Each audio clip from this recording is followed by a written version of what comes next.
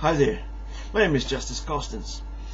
The other day I was reading a blog by Dr. Miles Monroe, and he's being a very good Bible teacher, and I've enjoyed his material so much. He was talking about wintertime, and he was saying that we must not worry too much about winter because, like all the seasons, winter will pass, and that as such we will get into spring and summer again. So don't worry about it. Just hang in there. But I was thinking about after that what I could actually find about winter. And when I think about winter, winter is really a dark and dismal time in the year and really doesn't look all that attractive. So I was thinking, what could winter really be good for? I think the only people that really enjoy winter are the ladies that are suffering from hot flushes, and they're the cause of global warming. I'm just messing with you. Alright, but winter does look bad on the outside, but if we really look at it on the inside, it might be something very good. As a matter of fact, it's almost like when you see that beautiful swan on the water. It's gliding gracefully over the water, but what we don't really see is that ungraceful paddling under the water that causes the beautiful gliding on top of the water. And so also regarding winter, when we look at winter, it might be cold, and when we look at it, it does not really look all that great. The trees are barren, it looks bare, it looks dark. And even if you're in a place of snow, the wonderful thing about the snow is that it keeps the heat under the ground.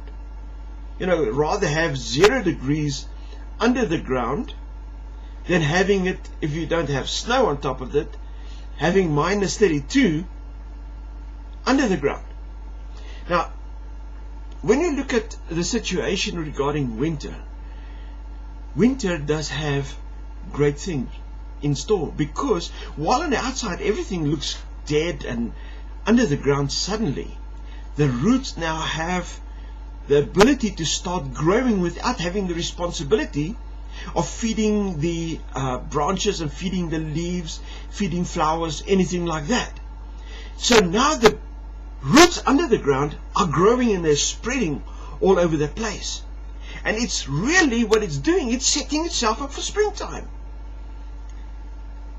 Then when springtime comes at the right time, those roots have set themselves up to take the nutrients from the ground, the moisture, and to push it up through the trees and up into the branches, and you see the little buds coming up, you see the little blooms forming, and then suddenly you start seeing this beautiful tree covered in beautiful flowers, really looking so awesome.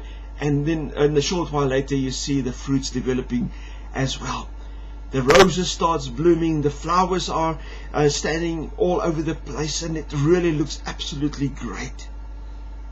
Wintertime set itself up so it would be there for springtime. That is the great thing about this wonderful lesson that we can learn. But it's the same thing in our own lives. When we go through the winters of our lives, when we are facing hardships in our marriages, when we are facing difficult times at work, oftentimes when we are faced with tremendous financial pressures, and everything looks dark and dismal round about us, that is the excellent time to prepare ourselves, to set ourselves up for springtime. Don't just sit there in a little heap, complaining, finding excuses. But go out there, develop yourself. Think of ways and means that you can improve yourself, so that when the season, the winter passes, that you have set yourself up to have a glorious spring. Wintertime, what a wonderful time.